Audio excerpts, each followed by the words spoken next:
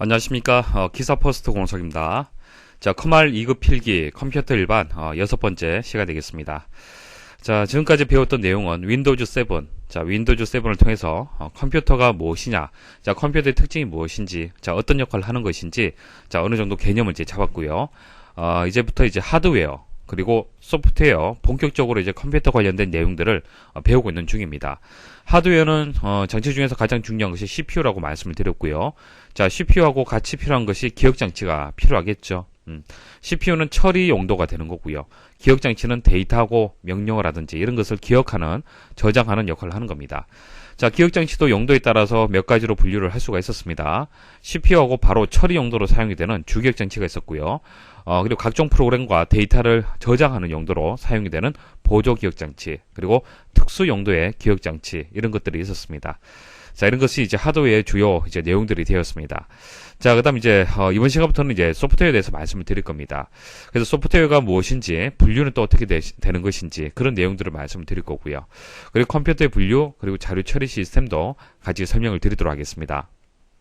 자, 목차 설명드리겠습니다. 자, 소프트웨어는 크게 시스템 소프트웨어 그리고 응용 소프트웨어로 구분을 할 수가 있습니다.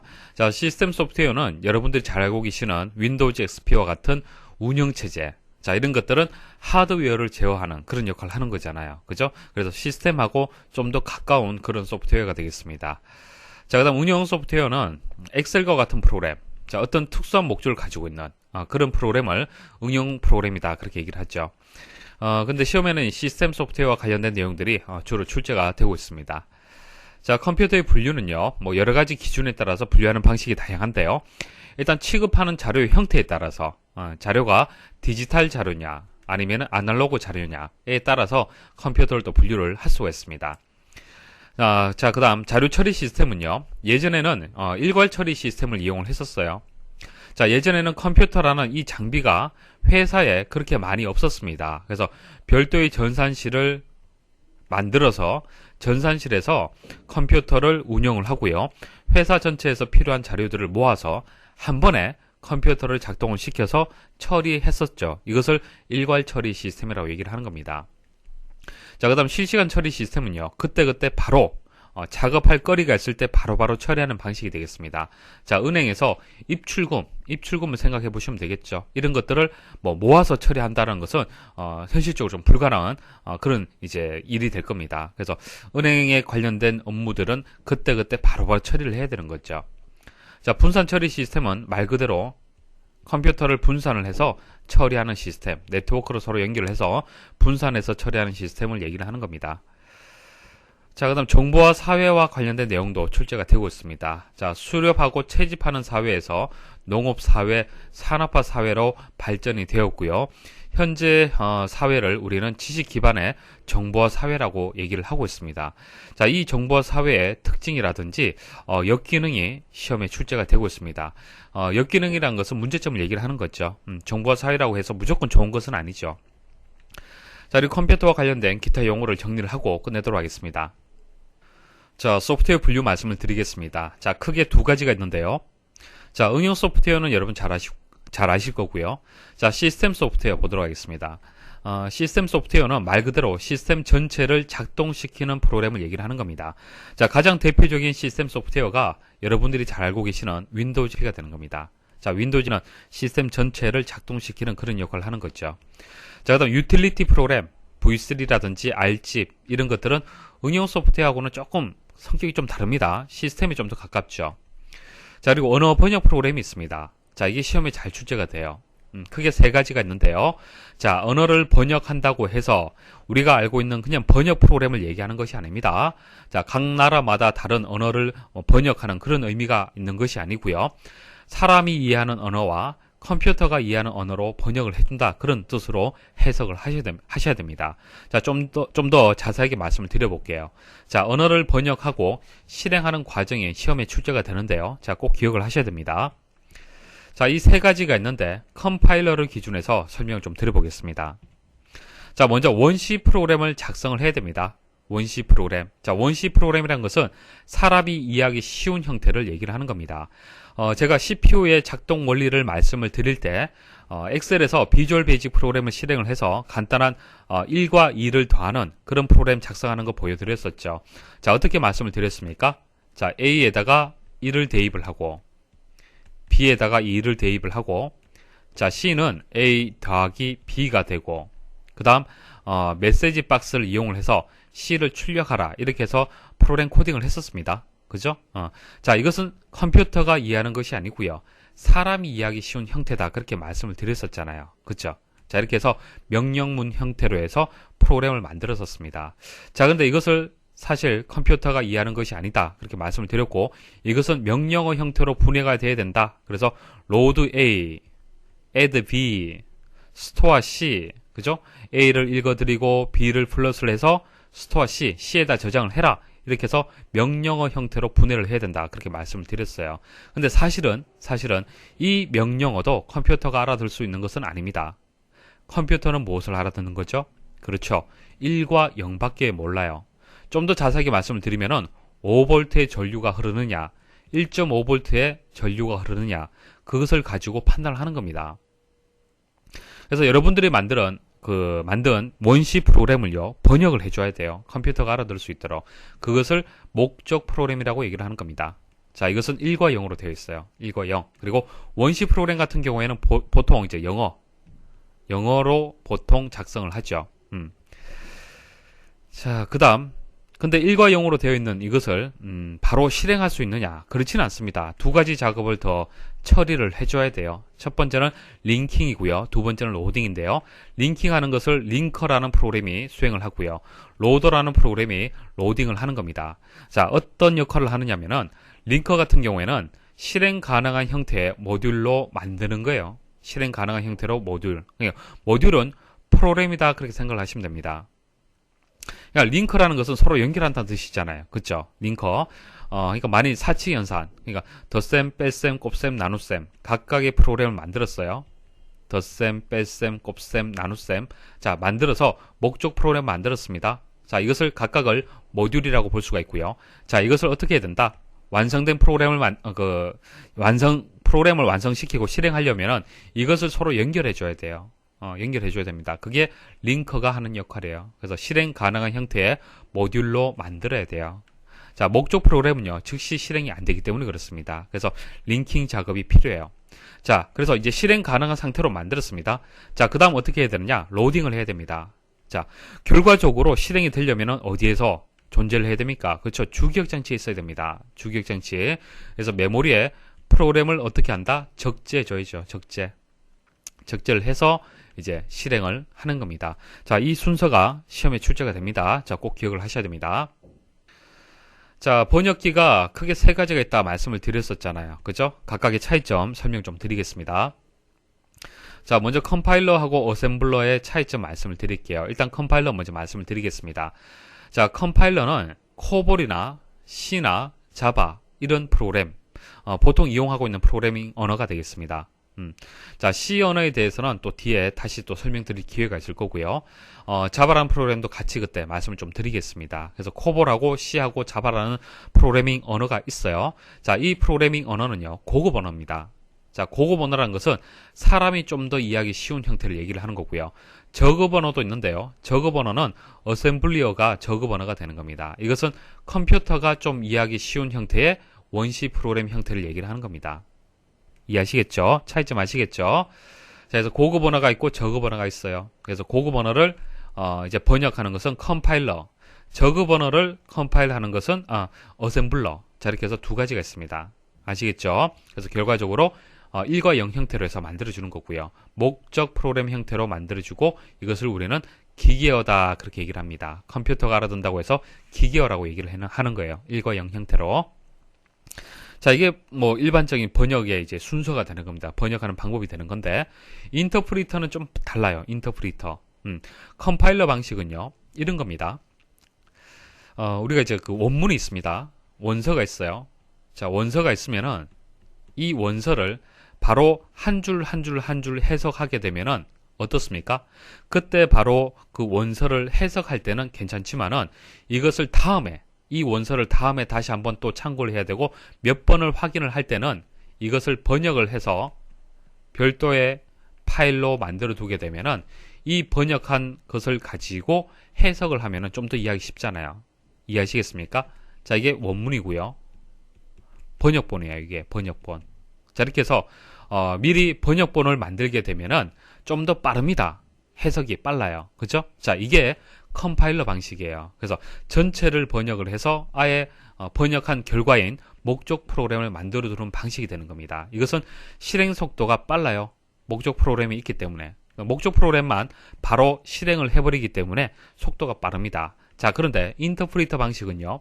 대표적인 프로그램이 베이직이라는 프로그램이 있습니다. 베이직. 자, 예전에 썼던 프로그램인데요. 자, 이 베이직이라는 프로그램은요. 목적 프로그램을 만들지 않습니다. 그러니까 번역본이 없어요. 번역본이 없고요. 줄 단위로 번역을 해버립니다. 그냥. 줄 단위로 바로바로 해석을 해버립니다.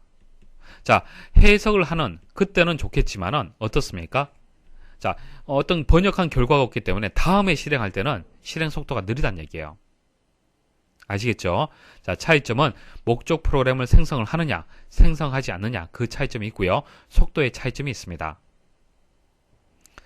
자, 기출문제 보도록 하겠습니다. 자, 여러분들이 이해하시는 내용이 그대로 적용을 해서 문제가 풀리는지 한번 보도록 하죠.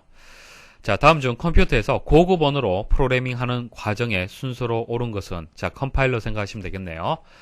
자, 원시 프로그램이 있어야 되고요. 그 다음 이것을 가지고 목적 프로그램을 만드는데 자, 번역 과정을 거쳐야겠네요. 그죠? 네, 그래서 가라 그 다음 순서가 목적 프로그램이 만들어져야 되는데 목적 프로그램은 생략이 되었습니다. 자, 그 다음 링킹 서로 연결해 줘야 되죠. 모듈을 연결해 주고 메모리에 로딩을 해야만 실행이 됩니다. 그래서 순서가 어떻게 되겠습니까? 가, 라, 다, 나, 마 순서가 되겠습니다. 아래 보기는 컴퓨터에서 프로그램의 개발 과정에 관한 내용이다. 보기에서 괄호 안에 들어갈 용어로 옳은 것은 자, 원시 프로그램을 목적 프로그램으로 번역해 준다. 자, 두 가지 생각을 하셔야겠죠. 어셈블러하고 컴파일러. 자, 번역된 프로그램을 자, 나아가 실행 가능한 형태의 모듈로 만드는 역할을 한다. 자, 무엇이 실행 가능한 형태로 만들어주는 겁니까? 일단 목적 프로그램은 바로 실행할 수 없고요. 그 다음 해야 될 것이 링킹 작업이죠. 링킹 작업. 자, 링커가 링킹 작업을 하는 겁니다. 그래서 2번이 정답이 되겠습니다.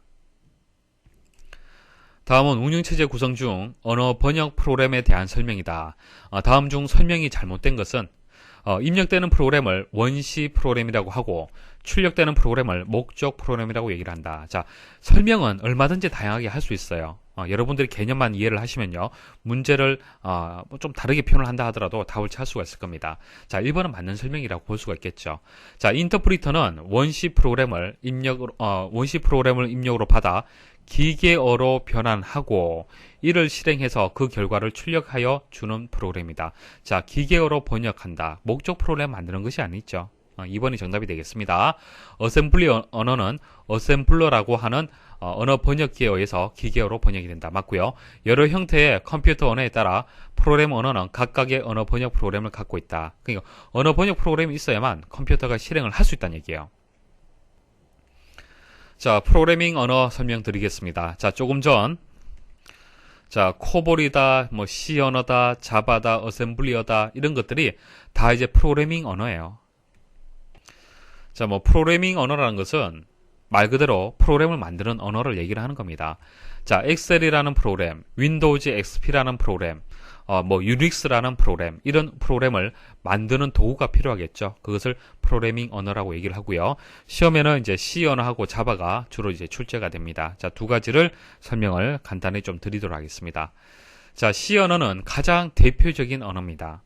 가장 근본이 되는 그런 언어라고 볼 수가 있고요. 자, 컴파일러 방식의 이제 프로그래밍 언어가 되는 거죠. 조금 전에 말씀을 드렸고요. 자, 구조적 프로그래밍이 가능하다. 자, 이게 맞는 설명인데, 자, 구조적 프로그래밍이 무슨 뜻이냐면은, 우리가 그 CPU 제가 말씀을 드릴 때 A는 1, 뭐 B는 2, 뭐 C는 A 플러스 B 뭐 이런 식으로 제가 프로그램 코딩을 했었습니다. 그죠? 자, 이것은 뭐죠? 위에서 아래로 순차적으로 처리되는 방식이죠. 자, 이렇게 처리가 되면은 사람이 이해하기 쉽습니다. 자, 이게 구조적 프로그래밍 방식을 얘기를 하는 거예요. 그래서 구조 자체가 자, 이게 순차가 되는 거고, 반복도 가능합니다.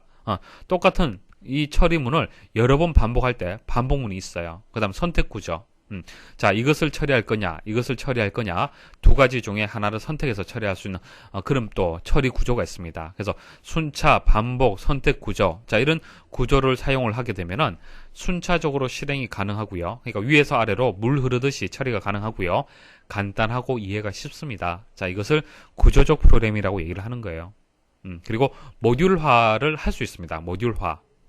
자, 모듈이라는 것은 작은 프로그램이라고 생각을 하시면 됩니다. 사칙 연산에서 덧셈, 뺄셈, 곱셈, 나눗셈. 자, 이것을 전체 프로그램을 우리는 계산기라고 하지만은 덧셈을 하나의 모듈, 뺄셈을 하나의 모듈, 곱셈, 나눗셈을 각각 작은 프로그램이라고 가정을 하게 되면은 이것만 떼어내서 필요할 때마다 그때그때 재사용이 가능하겠죠. 그런 특징을 가지고 있습니다. 자, 이것을 구조적 프로그램이라고 얘기를 하는 거고요. 자, 영문자의 경우 소문자하고 대문자는 구별해서 프로그래밍 한다. 자, 뭐 A는 1 할 때, 자, 이 A라는 거, 소문자 A도 있고 대문자 A도 있잖아요. 그죠? 구별을 한다는 얘기입니다. 자, 하드웨어 제어가 가능한 언어다. 그러니까 하드웨어를 제어한다. 그럼 주로 이제 운영체제 생각하시면 되겠죠. 운영체제. 그러니까 운영체제를 만들 때 C 언어가 이용이 되었다는 얘기입니다. 자, 유닉스라는 운영체제 한번 들어보신 적 있습니까? 유닉스라는 운영체제가 그 기본 프로그래밍 언어가 C 언어로 만들었습니다. 자, 다음 자바라는 프로그래밍 언어가 있는데요. 자, 객체 지향 방식입니다. 자, 구조적인 프로그래밍 방식이 아니고요. 객체 지향 방식으로 프로그래밍 하는 방식이 되는데요. 자, 이거 좀 이해하기 힘든데 간단하게 좀 설명을 좀 일단 드려볼게요. 자, 객체 지향이란 것은 객체를 중심으로 해서 개발하는 겁니다. 객체. 자, 객체라는 것은 여러분들이 다 객체가 될 수가 있어요. 자동차, 자전거, 뭐 비행기, 뭐 이런 것들이 다 이제 객체가 될 수가 있는 겁니다. 그러니까 현실 세계에는 개체들이 다 이제 객체가 되는 거예요. 그래서 그 각각을 중심으로 해서 개발하는 방식인데요. 자, 일단 들으십시오. 자, 뒤에 상세하게 말씀을 드릴게요. 자, 객체를 중심으로 개발을 하기 때문에 재사용이 쉽고 유지보수가 우수하기 때문에 소프트웨어 위기를 극복할 수 있는 이제 그런 대안이 되는 겁니다. 자, 소프트웨어 위기라는 것이 무엇이냐면은 소프트웨어를 개발하는 시간이 사실 많이 걸립니다. 많이 걸리고 그러니까 하드웨어를 개발하는 속도는 상당히 빨라요. 기존에 속도가 뭐 2기가의 속도다, 2기가헤르츠의 속도다 해서 4기가헤르츠로 발전하는 데는 시간이 얼마 걸리지 않습니다. 그러니까 CPU의 속도가 이렇게 발전하는 것은 금방 바뀌어요. 그렇지만은 소프트웨어를 개발하는 그 속도, 효율 이런 것들은 하드웨어에 비해서 속도가 느립니다. 그래서 그것을 우리는 소프트웨어 위기다 그렇게 얘기를 하는 겁니다. 그래서 소프트웨어를 만드는데 여러 가지 문제점들 때문에 그런데요.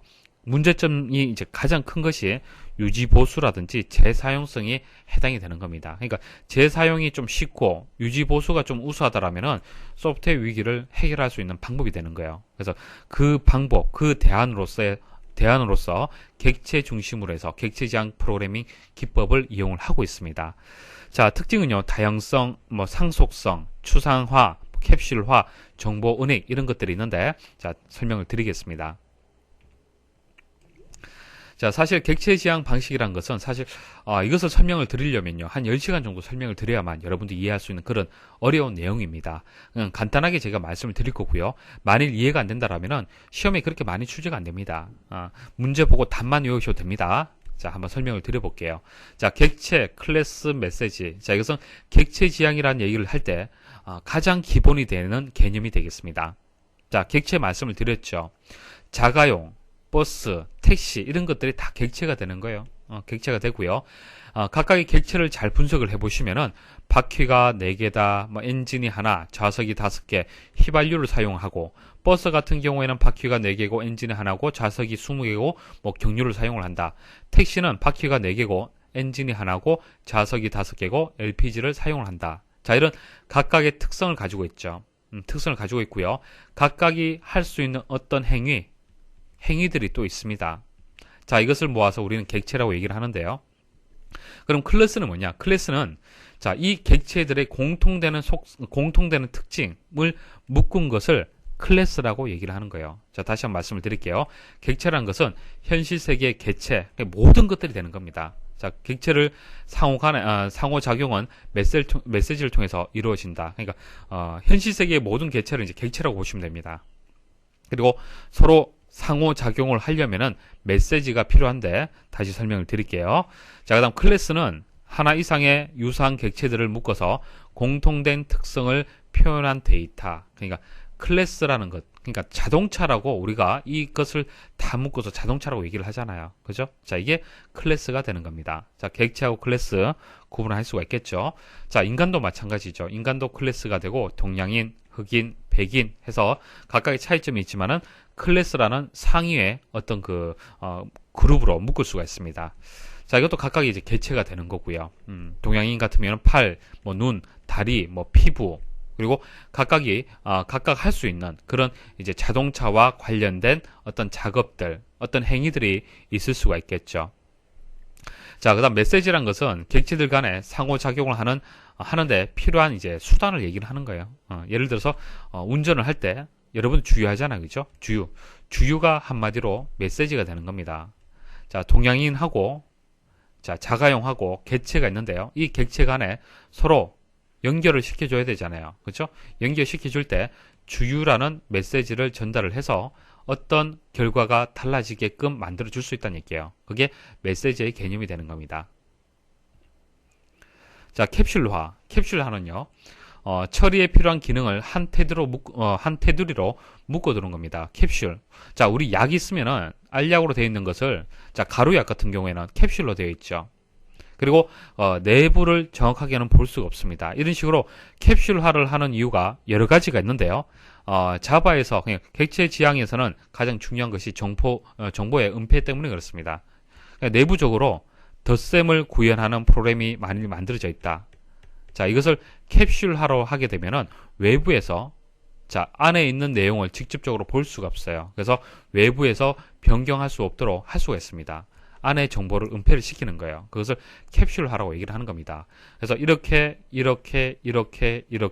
캡슐화를 다 시키게 되면은 프로그래머가 만일 이 부분을 작업을 하다가 모르고 이런 것들이 캡슐화가 되어 있지 않으면요, 자기도 모르는 사이에 이 내용을 수정을 할 수가 있어요.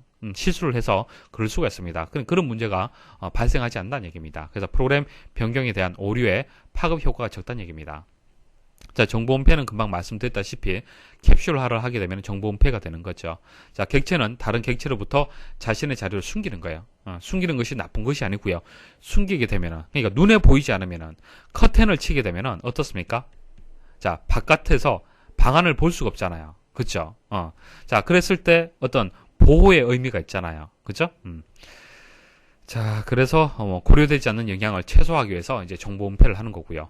상속성은 상위 클래스의 특성을 하위 클래스가 물려받는 겁니다. 자, 이게 객체 지향에서는 상당히 중요한 개념이 되는 겁니다. 자, 이것 때문에 재사용성이 좋아져요. 자, 예를 들어서 비행기라는 클래스가 있고요. 자동차라는 클래스가 있어요. 그럼 자, 이것을 합치게 되면은 나를 수 있는 자동차를 만들 수가 있겠죠. 그러니까 나르는 자동차를 처음부터 끝까지 코딩을 하는 것이 아니고요. 프로그램 만드는 것이 아니라 비행기의 특성을 가지고 오고 자동차의 특성을 가져와서 이것을 그냥 조합을 하는 거예요. 그러면은 이런 식의 이제 클래스를 개체를 만들 수가 있는 겁니다. 자, 이게 재사용성을 높여주는 이제 특성이 되는 거죠. 자, 그럼 다형성 여러 가지 형태로 나타난다는 얘기죠. 여러 가지 형태로. 자, 메시지는 하나인데요. 객체에 따라서 다른 방법으로 응답을 받을 수가 있어요. 자, 자가용, 버스, 택시, 객체가 이렇게 여러 개가 있는데요. 이 여러 개의 객체에 대해서 각각의 메시지를 전달하는 것이 아니고요. 메시지 하나만 전달을 해도 응답이 달라진다는 얘기입니다. 자, 여러분들 주유소에 가서 여러분들이 타고 있는 그 자동차의 형태에 따라서, 객체에 따라서 주유를 해달라고 했을 때 그때 주유하는 주유원의 반응이 달라지죠. 그냥 주유만 해달라고 했는데 자가용의 경우에는 휘발유를 주유를 하고요. 버스는 경유, 택시는 LPG를 주유를 합니다. 꼭 휘발유를 주유해달라, 경유를 주유해달라, LPG를 주유해달라 그럴 필요가 없잖아요. 그렇죠? 한 메시지만으로 객체에 따라서 다른 방법으로 이렇게 응답을 할 수 있는 것을 다양성이다. 그렇게 얘기를 하는 겁니다. 자, 뭐 상당히 어렵게 제가 말씀을 드렸는데 사실 시험에는 그렇게 많이 나오지는 않습니다. 제가 개념 설명 때문에 말씀을 드린 거고요. 이해가 안 되시면 암기를 하셔도 상관이 없습니다. 자, 다음 중 컴퓨터 프로그래밍 언어에서 C 언어의 특성으로 옳지 않은 것은 C 언어는 컴파일러 방식입니다. 고급 언어죠. 컴파일러 방식인데 인터프리터 방식이라고 했기 때문에 1번이 정답이 됩니다. 그래서 사실 뭐 정답만 찾을 수 있으면 되는 거예요. 자, 구조적 프로그래밍 가능하고요. 영문자의 경우 소문자, 대문자 구별한다. 맞고요. 하드웨어 제어가 가능한 언어다. 맞습니다. 자, 다음 중 컴퓨터에서 사용하는 객체 지향 언어의 특징으로 옳지 않은 것은 캡슐, 닫아버리는 거죠. 정보를 은폐하는 목적이 있는 겁니다. 상속, 그러니까 비행기하고 자가용하고 합쳐서 그 특징을 가지는 또 다른 그 프로그램을 만들 수가 있는 거예요. 자, 다양성, 메시지는 하나지만 여러 가지 형태로 해서 응답을 받을 수 있다. 그렇게 말씀을 드렸습니다. 자, 1번이 정답이 되겠네요. 자, 소프트웨어 관련해서 기타 용어 한번 보도록 하겠습니다. 여러분들 패치 버전, 뭐 베타 버전 다들 들어보셨죠? 자, 알파 버전은 좀 생소하실 건데요. 알파 버전 같은 경우에는 그 회사 내에서 테스트할 목적으로 만들어진 프로그램을 알파 버전이라고 얘기를 하는 겁니다. 그 다음 베타 버전은요, 공개하는 거죠. 그래서 미리 정해진 고객들, 예를 들어서 뭐 100명, 뭐 200명, 뭐 희망하는 사람들을 모아서 그 사람들에 대해서 프로그램을 배포를 해서 한번 평가를 받는 거죠. 프로그램에 대해서 평가를 받는 것을 베타 버전이다. 그렇게 얘기를 하는 겁니다. 자, 패치 버전은 자, 윈도우즈 XP가 계속 업데이트가 되죠. 계속 업데이트가 된다는 얘기는 패치가 된다는 얘기입니다. 그래서 배포된 프로그램에 오류를 수정하거나 성능을 향상할 목적으로 해서 프로그램의 일부를 변경하는 프로그램, 그것을 패치 버전이다. 그렇게 얘기를 하고요. 자, 데모 버전은 정식 프로그램은 아니죠. 정식 프로그램은 아닌데요. 홍보하기 위해서 배포를 하는 겁니다. 그래서 사용 기간을 제한을 주거나 뭐 기능을 좀 제한을 두고 배포를 하는 거죠. 자, 이런 것이 있습니다라고 홍보하는 겁니다. 자, 문제 보도록 하죠. 다음 중 상용 소프트웨어가 출시되기 전 미리 정해진 고객들에게 프로그램에 대한 평가 2번이 정답이 되겠네요. 자, 다음 중 소프트웨어 버전과 관련하여 패치 프로그램에 관한 설명으로 옳은 것은 이미 제작하여 배포된 프로그램의 오류 수정, 성능 향상. 자, 4번이 정답이 되겠습니다. 자, 컴퓨터의 분류 말씀을 드리겠습니다. 자, 컴퓨터를 분류하는 방식은 여러 가지가 있는데요. 데이터의 형태에 따라서 한번 분류를 해보도록 하겠습니다. 자, 데이터는 크게 디지털과 아날로그로 분류를 할 수가 있습니다. 아날로그 같은 경우에는 소리라든지 온도, 그러니까 했을 때 이런 파장, 자, 이것을 아날로그 신호다 그렇게 얘기를 하죠. 그래서 셀 수 없는 연속적인 값을 아날로그 신호다 그렇게 얘기를 하고요. 디지털은 딱딱 떨어지는 숫자 같은 것들입니다. 그래서 셀 수 있는 비연속적인 값들, 이산적이다 그렇게 얘기를 하죠. 숫자 뭐 1, 2, 3, 4 이런 식으로 딱딱 떨어지는 숫자를 얘기를 하는 겁니다. 자, 이것은 파장, 이런 아날로그 신호는요, 정확한 지점, 이 지점에 대한 값을 나타내기가 좀 어려워요. 그죠? 자, 이것을 아날로그라고 얘기를 하고 딱딱 이산적으로 표현이 되는 이런 숫자 같은 것은 디지털 신호라고 얘기를 하는 겁니다. 자, 디지털 컴퓨터는 이제 논리 회로를 이용합니다. 논리 회로. 자, 논리 회로가 뭐냐면은 이진 정보, 그러니까 1과 0을 기반으로 and, or와 not. 자, 논리라는 것은 and, or와 not을 뜻하는 거죠. 자, 이런 논리 연산에 따라 동작을 수행하는 전자 회로를 뜻하는 겁니다. CPU는 논리 회로의 집합이에요. CPU를 크게 확대해서 보면은 내부에 논리 회로가 고밀도로 집적이 되어 있습니다. 그래서 논리 회로의 집합이 되는 거고요. 자, 그다음 증폭 회로는 아날로그 컴퓨터 같은 경우에 신호잖아요. 그죠? 신호, 어떤 파장, 뭐 온도라든지 이런 신호, 전압 이런 신호를 가지고 처리를 해야 되기 때문에 증폭을 좀 해야 됩니다. 증폭. 그래서 증폭 회로가 필요해요. 자, 신호를 증폭하는 그런 증폭 회로가 필요하고요. 자, 주요 연산을 보시면은 디지털 컴퓨터는 내부에 그 산술 논리 그 연산 장치가 있잖아요. 그죠? 그래서 산술, 그다음 논리 연산을 할 수가 있고요. 아날로그 컴퓨터는 미적분 연산. 그러니까 미적분 연산은 보통 일반적으로 많이 쓰지는 않죠. 그래서 디지털 컴퓨터는 보통 법용으로 많이 이용을 합니다. 일반적으로. 그러니까 PC부터 시작을 해서 뭐 스마트폰이라든지 그다음 대형 컴퓨터라든지 모든 컴퓨터라고 얘기를 했을 때 대부분 디지털 컴퓨터가 되는 겁니다. 자, 그런데 아날로그 컴퓨터는 특수 목적, 그러니까 한정적으로 이용이 돼요. 그래서 항공기의 시뮬레이션이라든지 이런 특정한 분야에서 어떤 계산을 하기 위해서 필요한 그런 이제 컴퓨터가 되는 겁니다. 그래서 미적분 연산 이런 것들을 처리를 할 수가 있습니다. 자, 연산되는 속도를 보시면은 디지털 컴퓨터가 빠른 것이 아니고요. 아날로그 컴퓨터가 빨라요. 아날로그 컴퓨터가 상대적으로 빠릅니다. 속도는. 그리고 기억장치. 자, 디지털 컴퓨터 같은 경우에는 CPU 내에 레지스터라는 기억장치가 포함이 되어 있습니다. 그렇죠? 그래서 그런 이제 기억할 수 있는 능력이 있습니다. 자, 기억장치가 필요하고요. 아날로그 컴퓨터는 입력되는 신호가 받아서 출력되는 신호도 이런 신호 형태로 출력이 됩니다. 그래서 따로 기억하는 것이 아니고요. 그대로 출력이 됩니다. 그래서 기억장치가 필요 없어요. 자, 하이브리드 컴퓨터는 하이브리드 많이 들어보셨죠? 자, 이 두 가지 장점을 합친 컴퓨터가 되겠습니다. 자, 기출문제 보도록 하겠습니다. 자, 문제를 보시면은 바로 답을 선택할 수가 있을 겁니다. 디지털 컴퓨터의 특성을 설명한 것으로 옳지 않은 것은 바로 답을 찾을 수가 있어야겠죠. 자, 증폭 회로는 이제 그 아날로그 컴퓨터에 대한 특징이 되겠습니다.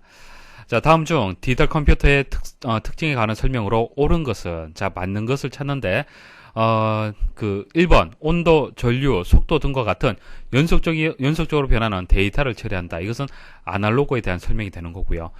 연산 속도가 빠르고 증폭 회로가 필요하다. 이거 아날로그 설명이 되는 거죠. 자, 특수 목적으로 사용이 된다. 이것도 아날로그에 대한 설명이고, 자, 정밀도에 제한이 없다. 자, 제한이 없다라는 설명 자체는 이건 좀 해당이 안 됩니다. 그래서 이제 3번이 맞는 설명이 있죠. 자, 산술, 논리 연산에 숫자나 문자를 사용한다. 산술 논리 연산 장치를 생각을 해보시면 쉽게 답을 찾을 수가 있을 겁니다. 자, 컴퓨터 분류, 뭐 기타 여러 가지 방법들이 있는데요. 또 설명을 드려볼게요. 사용하는 위치에 따라서 컴퓨터를 분류를 할 수 있습니다. 손바닥 위에 있는 컴퓨터냐, 무릎 위에 있는 컴퓨터냐, 책상 위에 있는 컴퓨터냐에 따라서 팜톱, 그리고 랩톱, 데스크톱 이런 식으로 해서 컴퓨터를 세 가지로 해서 분류를 할 수 있습니다. 자, 문제 보시면 손바닥 위라고 설명을 했죠. 그래서 팜톱이 해당되는 답이 되겠습니다. 자, 그리고 처리 능력에 따라서도 분류를 할 수 있습니다. 마이크로 컴퓨터는 이제 소형 컴퓨터가 되는 거고요. 자, 미니 컴퓨터는 중형, 메인 프레임은 대형, 은행이라든지 병원에서 사용하고 있는 컴퓨터를 생각하시면 됩니다. 자, 슈퍼컴퓨터는 가장 빠른 속도를 가지는 그런 컴퓨터라고 생각을 하시면 됩니다. 자, 인공위성을 제어하거나 일기예보를 할 때 그때 필요한 컴퓨터를 슈퍼컴퓨터를 이용을 하고 있습니다. 운영체제, 세대별 발달 과정, 그리고 자료 처리 시스템에 대해서 말씀을 드릴게요. 자, 시험에는 자료 처리 시스템이라고 나오는 경우가 있고요. 자, 운영체제, 세대별 발달 과정이라고 이렇게 나오는 경우도 있습니다. 같은 뜻으로 보시면 됩니다. 결과적으로 컴퓨터라는 것은 처리하기 위한 장치잖아요. 그죠? 처리를 정확하고 빠르게 하기 위한 장치가 컴퓨터가 되는 겁니다. 자, 그 컴퓨터가 처리하는 방식이 예전에서 지금까지 해서 어떻게 발전이 되었는지 그것을 생각을 하시면 됩니다. 자, 제일 처음에 생겨난 방식이요. 일괄 처리 방식이 되는 겁니다. 일괄 처리 시스템. 자, 예전에는 컴퓨터라는 장치가 상당히 고가였습니다. 그리고 컴퓨터를 한번 작동하는데 많은 비용이 들었고요. 그래서 무조건 실시간으로 그때그때 바로바로 처리하는 것이 아니고요. 일정 시간, 일정 양의 데이터를 모아서 시간을 정해두고 처리를 한 겁니다. 주로 이제 급여 계산 같은 경우에는 하루 단위로 해서 급여를 주로 계산하진 않죠. 한 달 단위로 해서 주로 이제 계산을 하지 않습니까? 그다음 회계 마감 업무라든지 세무 처리 이런 것들은 일정 시간, 일정 양의 데이터를 모아서 한꺼번에 처리를 하는 겁니다. 그래서 뭐 사용자 중심이 아니라 시스템 중심이라고 보시면 되겠죠. 그다음 이제 다중 프로그래밍. 자, 프로그램이 여러 개 있다는 뜻이죠. 멀티 프로그램. 여러 개의 프로그램을 이제 동시에 실행을 하게 되면은 어떻게 되겠습니까? 처리 양이 극대화되겠죠. 그래서 한 대의 컴퓨터로 여러 프로그램을 실행하는 것을 얘기를 하는 겁니다. 자, 멀티 프로그래밍. 자, 시분할 시스템, 타임 쉐어링 시스템. 자, 응답 시간의 최소화가 특징이 되는데요. 시분할. 자, 이런 뜻이 있는 겁니다. 자, 여러 명의 사용자가 사용하는 시스템에서 컴퓨터가 사용자들의 프로그램을 번갈아 가며 처리해 줌으로써 각 사용자가 각자 독립된 컴퓨터를 사용하는 느낌을 주는 시스템이다. 자, 설명이 어려운데 이렇습니다. 자, 컴퓨터가 한 대 있어요. A라는 사람, B라는 사람, C라는 사람, D라는 사람이 있습니다. 자, 컴퓨터는 기본적으로 한 번에 한 가지 작업밖에 못합니다. 한 번에 한 가지 작업밖에 못해요. 컴퓨터가 출력을 할 때 다른 일을 할 수가 없어요. 그래서 A 작업을 수행을 할 때는 B 작업을 해줄 수가 없습니다. A 작업 다 끝나고 그 다음 B 작업, 그 다음 C 작업, 이런 순서대로 기본적으로 처리가 됩니다.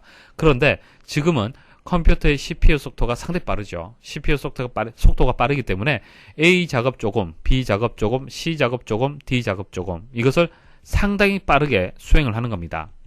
자, 그러면은 이 여러 명의 사용자가, 각각의 사용자가 컴퓨터가 분명히 이렇게 나누어서 번갈아 가면서 수행을 하는데도 자기가 인식을 못하는 거예요. 그래서 각 사용자가 각자 독립된 컴퓨터를 사용하는 그런 느낌을 주는 시스템을 시분할이라고 얘기를 하는 겁니다. 지금 여러분들 사용하고 있는 컴퓨터를 생각을 해보시면 됩니다. 엑셀 프로그램 이용하면서 음악도 듣고, 이제 인터넷 서핑도 같이 하잖아요. 사실은 CPU가 한 가지 일밖에 못하는데, 여러 가지 일들을 동시에 처리하는 것 같지만은 상당히 빠르게 번갈아 가면서 수행을 하기 때문에 가능한 겁니다. 자, 다중 처리 시스템. 자, 멀티 프로세싱 시스템. 자, 프로그래밍하고 프로세싱하고는 다릅니다. 자, 프로그램은 여러 프로그램을 얘기하는 거고요. 멀티 프로그램은 여러 개의 프로그램을 얘기하는 거고, 멀티 프로세싱은요, 그러니까 프로세서라는 것은 중앙 처리 장치 CPU 같은 뜻입니다. 그러니까 한 대의 컴퓨터에 프로세서, 그러니까 CPU가 2개 이상 설치가 된 것을 얘기를 하는 거예요. 다중 처리는 이제 여러 개 이제 CPU가 설치가 되어 있으면 그만큼 이제 성능이 더 높아지겠죠. 여러 프로그램을 이제 실행을 할 수가 있습니다. 자, 실시간 처리 시스템. 데이터가 발생하는 즉시 처리하여 결과를 산출하도록 하는 시스템. 자, 사용자 중심이라고 볼 수가 있고요. 좌석을 예매한다든지 티켓 예매, 그다음 은행 업무 이런 것들이 해당이 되겠습니다. 다중 모드 시스템은 1세대하고 2세대를 혼합한 시스템을 얘기를 하는 겁니다. 자, 분산 처리 시스템. 여러 대의 컴퓨터들에 의해 작업을 나누어 처리하고 그 내용이나 결과를 통신망을 이용하여 상호 교환되도록 연결되어 있는 시스템이다. 자, 컴퓨터를 한 대를 가지고 처리하기보다도 여러 대의 컴퓨터를 서로 연결해서 나눠서 처리하면 효율은 더 높아지겠죠. 그게 분산 처리 시스템이 되겠습니다. 기타 용어 설명드리겠습니다. 자, 듀얼 시스템. 자, 듀얼은 이제 두 부분으로 나눈다 이런 의미가 있잖아요. 자, 컴퓨터 장애로 인한 작업 중단을 방지하기 위하여 두 대의 컴퓨터를 설치하여 운영하는 시스템이다. 자, 방송국 같은 경우에 생방송으로 진행되는 프로를 만일 녹화를 한다. 자, 녹화하는 시스템 컴퓨터가 있겠죠.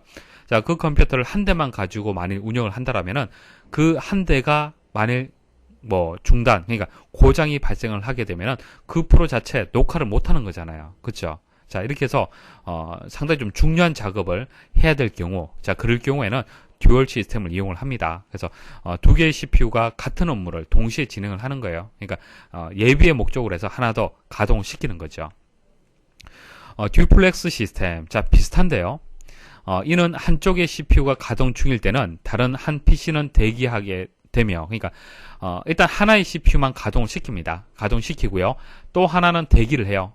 대기하고 있다가 가동 중인 CPU가 고장이 나면은 즉시 대기 중인 CPU가 자동으로 이제 가동이 되는 겁니다. 자, 이렇게 하게 되면은 듀얼 시스템처럼 문제가 발생했을 때 어떻게 방지하는 또 하나의 기법이 되겠죠. 자, 장애가 복구될 때까지는 업무를 처리하도록 하는 시스템이다. 자, 기출문제 보도록 하겠습니다. 다음 중 컴퓨터에서 자료 처리 방식의 발달 과정을 순서대로 나열한 것은 자, 암기하지 마시고 이해를 하시면 됩니다. 자, 일괄 처리 말씀을 드렸었죠. 예전에 컴퓨터가 그렇게 흔하지 않았다. 고가의 장비였습니다. 그래서 작업을 모아서 처리를 할 수밖에 없었습니다. 그렇지만 지금은 어떻습니까? 실시간 처리 가능하죠. 그리고 네트워크가 발달이 되어서 네트워크로 여러 대의 컴퓨터들을 서로 연결해서 분산해서 또 처리를 해서 효율성을 더 높일 수가 있습니다. 자, 다음 중 여러 대의 컴퓨터들에 의해 작업들을 나누어 처리하고 그 내용이나 결과를 통신망을 이용하여 상호 교환되도록 연결되어 있는 시스템. 일단 나누어 처리한다. 여러 대의 컴퓨터들이 나누어서 작업을 처리하고 통신망을 이용한다라는 설명이 있었기 때문에 분산 처리가 정답이 되겠습니다. 자, 보기에 있는 기타 용어 보도록 하겠습니다. 오프라인 시스템. 자, 오프라인, 온라인 차이점 아시죠? 온라인은 연결되어 있는 것을 얘기를 하는 거고요.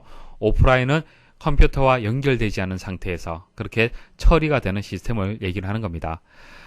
중앙 집중 처리 시스템, 중앙 집중 처리 시스템, 중앙 처리 시스템, 집중 처리 시스템, 다 같은 뜻으로 보시면 됩니다.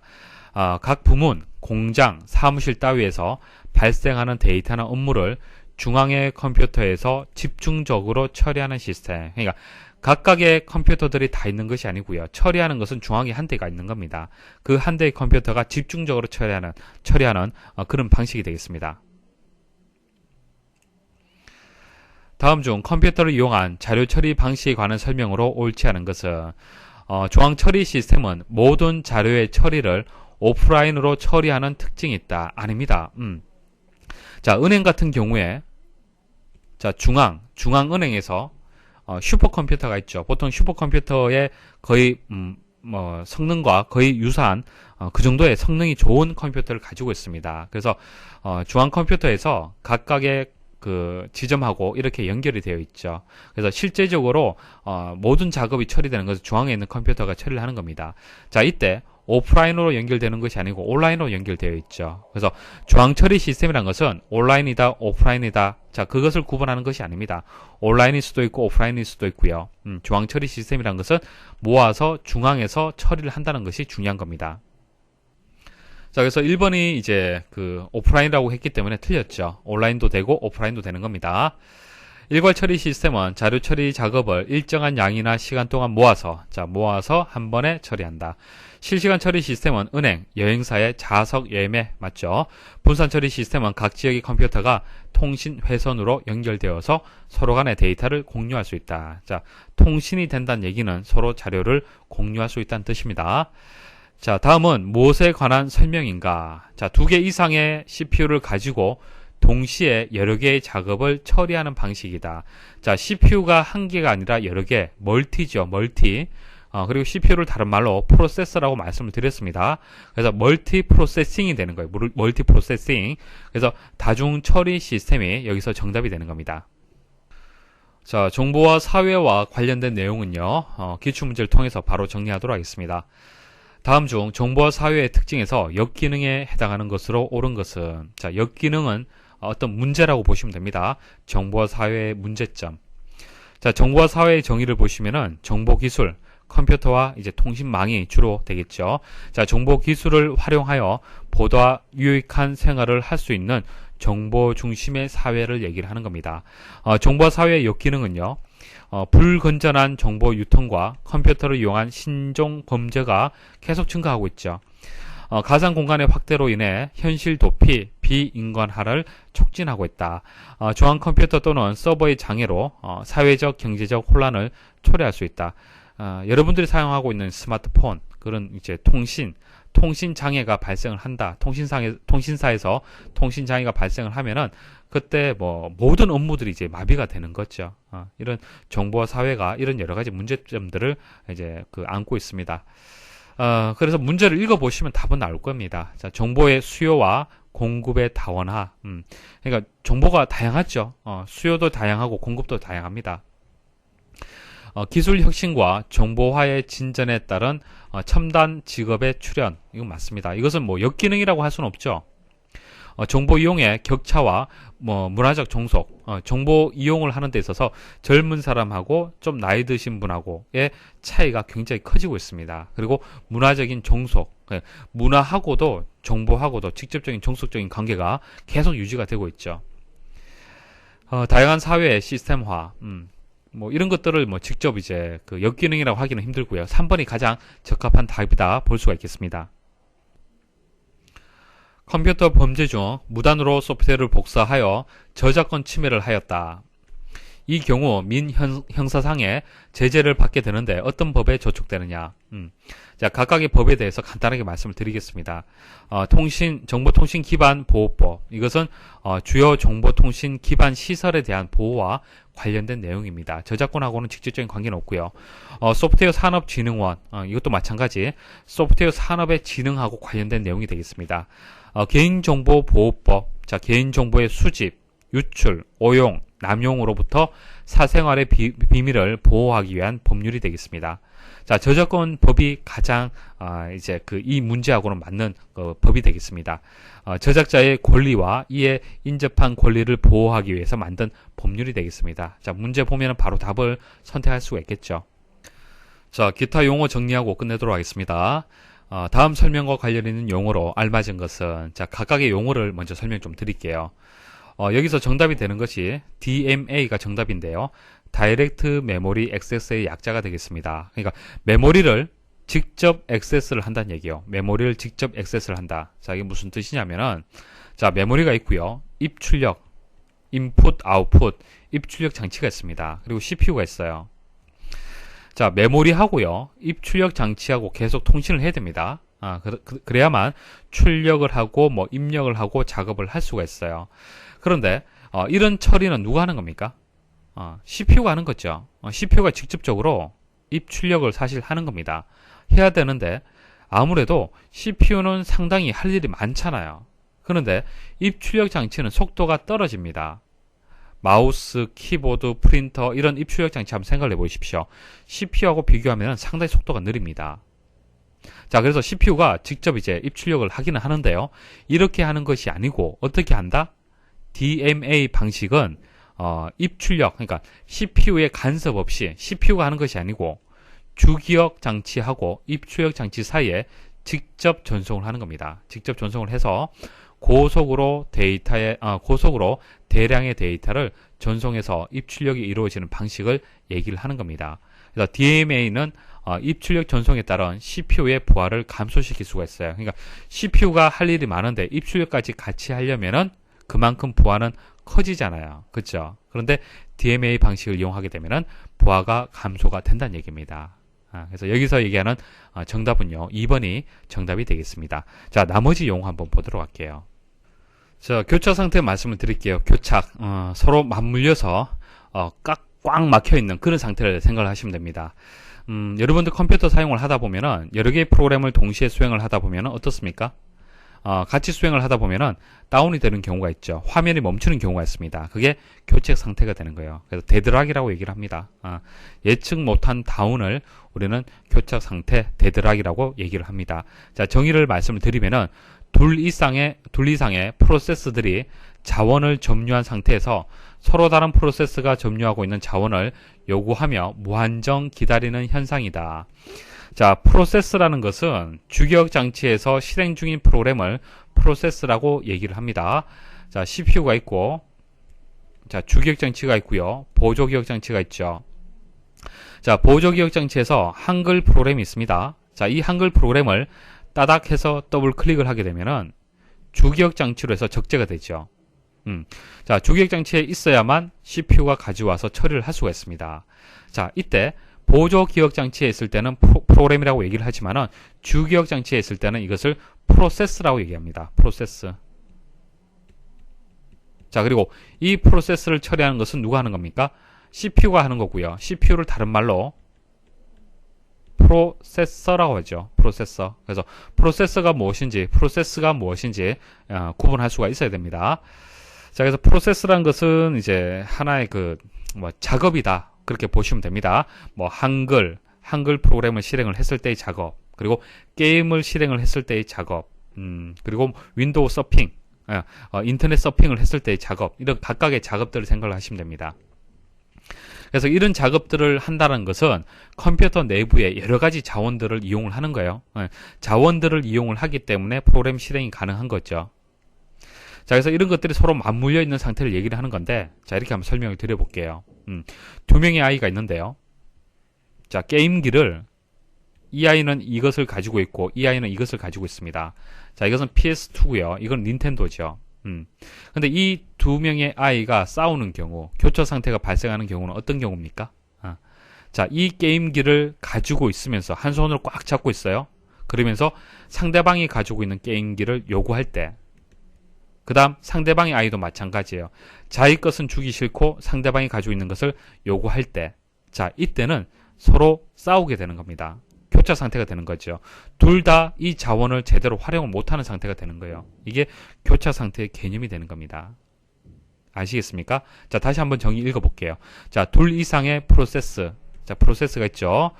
자원을 점유한 상태에서, 자, 점유한 상태에서 서로 다른 프로세스가 점유하고 있는 자원을 요구한다. 그래서 무한정 기다리는 현상이다. 자, 이게 교차 상태의 정의가 되겠습니다. 인터럽트는요, CPU가 프로그램을 실행하는 도중에 예기치 않은 상황 때문에 그 실행을 일시 중단하고 다른 프로그램을 실행하도록 제어하는 것이다. 자, 그림을 통해서 말씀을 드릴게요. 자, 명령어 1, 명령어 2, 명령어 3, 명령어 4, 명령어 5. 자, CPU는요, 자, 이런 순서대로 명령어를 처리합니다. 명령어를 처리하는데, 명령어 1, 명령어 2, 명령어 3 이런 순서대로 쭉 잘 처리하고 있다가 갑자기 급한 일이 생겼어요. 정전이 발생을 한다든지 아니면은 출력을 해야 된다든지 급하게 이런 여러 가지 상황이 발생할 수가 있잖아요. 그죠? 그랬을 때는 현재 작업을 계속 할 수가 없습니다. 현재 작업을 중단하고 일시적으로 중단을 하고 다른 급한 일을 처리하고 되돌아와서 나머지 작업을 수행을 해야겠죠. 맞습니까? 자, 이것을 인터럽트라고 얘기를 하는 거예요. 인터럽트. 그래서 CPU가 프로그램을 실행하는 도중 예기치 않은 상황, 뭐 정전이라고 보셔도 돼요. 정전. 가장 급한 인터럽트가 되겠죠. 자, 예기치 않은 상황 때문에 그 실행을 일시 중단하고 다른 프로그램을 실행하도록 제어하는 것이다. 급한 일 처리하고 다시 와서 처리하는 겁니다. 이게 인터럽트가 되는 거예요. IRQ 설명을 드리겠습니다. 자, 이때 I가 뜻하는 것이 인터럽트를 뜻하는 건데요. 설명을 좀 드리겠습니다. 자, CPU가 있는데요. CPU는 한 대밖에 없습니다. 그리고 장치들은 수도 없이 많죠. 뭐 키보드, 마우스, 프린터, 뭐 사운드 카드, 그래픽 카드, 각종 장치들이 이렇게 CPU하고 다 연결이 되어 있습니다. 이렇게 연결이 되어 있어요. 연결이 되어 있고요. 만약 키보드에서 여러분들 키 하나 딱 입력을 하잖아요. 그죠? 입력하는 순간 CPU가 그 입력한 것을 처리를 해줍니다. 자, 그 처리, 데이터를 서로 주고받을 수 있는 이 통로를 IRQ라고 얘기를 하는 거예요. 이해하시겠죠? 자, 통로라고 보셔도 되고 번호라고 보셔도 됩니다. 그래서 1번, 2번, 3번, 4번, 5번 이런 식으로 CPU 입장에서 번호를 이렇게 붙입니다. 번호를 붙여서 키보드를 누른다, 마우스를 누른다. 그럼 마우스를 누르면 2번, 키보드를 누르면 1번 이런 식으로 CPU가 인식을 하는 겁니다. 그래서 이런 식별을 할 수 있는 이런 번호들, 그리고 이런 인터럽트 신호를 전달할 수 있는 이런 통로들, 이런 것을 IRQ라고 얘기를 하는 거예요. 개념적으로 이해를 하시겠습니까? 자, 이것을 여러분들 직접 보시려면은 제어판에 가서 장치 관리자에 가시면요, 아래와 같이 인터럽터 요청이라고 해서 IRQ 번호를 이렇게 보실 수가 있습니다. 각 장치별로 해서 IRQ 번호가 어떻게 되는지 확인을 할 수가 있어요. 만일 이 IRQ 번호가 중복이 된다, 그때는 컴퓨터가 제대로 작동이 안 될 겁니다. 문제가 발생을 하는 거예요. 이것도 1번이고 이것도 1번이다. 마우스를 움직여도 1번이고 키보드를 움직여도 1번이다 그러면은 CPU가 제대로 작동을 못 하는 거예요. 이해하시겠죠? 그래서 IRQ는요, CPU가 알아볼 수 있는 식별 번호다. 그리고 각 장치들이 CPU 사용을 요청하기 위해 보내는 인터럽트 신호가 전달되는 통로다. 마우스를 이렇게 흔들잖아요. 그죠? 흔드는 순간 CPU가 어떤 작업을 쭉 수행을 하다가 마우스를 흔들게 되면 그 순간 인터럽트가 발생을 하는 겁니다. 인터럽트 누가 발생을 시키는 겁니까? 마우스죠. 마우스가 인터럽트가 발생을 시킨다라는 것을 알 수 있는 이런 통로. 자, 인터럽트 신호를 전달하는 이 통로를 IRQ라고 얘기를 하는 거예요. 자, 이렇게 해서 이제 각각 용어를 다 설명을 드렸습니다. 자, 이번 6번째 시간 강의 들으신다고 수고 많이 하셨습니다.